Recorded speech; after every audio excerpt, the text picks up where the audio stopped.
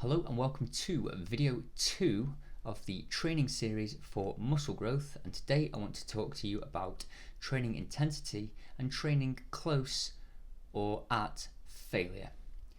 So muscle growth is what we call a signaling dependent process. Now what this means is that it is the stimulus we place upon the muscle that elicits the growth.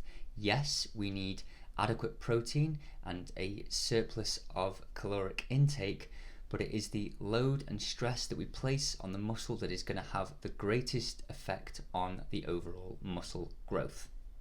For a muscle to grow, a load is required that causes the muscle to contract under enough stress that the body is required to adapt by increasing in muscular size so that it can cope with that load with more efficiency over time.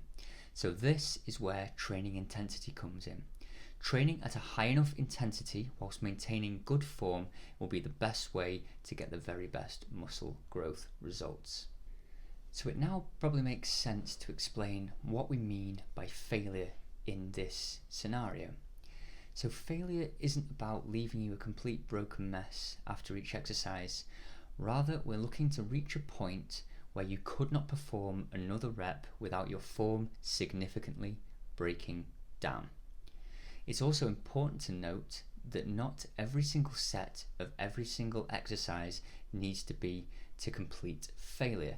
In fact, this will put too much training stress from which you cannot appropriately recover, because it is in our recovery that the adaptations and the thickening of muscle fiber occurs.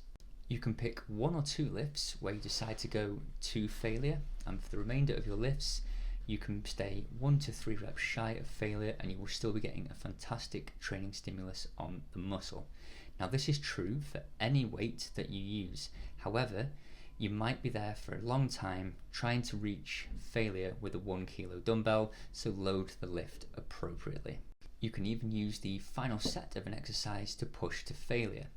Instead of using all 3-4 plus sets going to failure, you could do the first couple of sets 1 or 2 reps shy from failure, and then push the final set to failure using things like a larger rep count, drop sets or rest pause sets, to name just a few methods.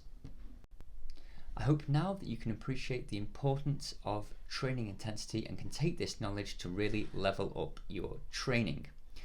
Join me in the next video where I'll be discussing how to measure training intensity.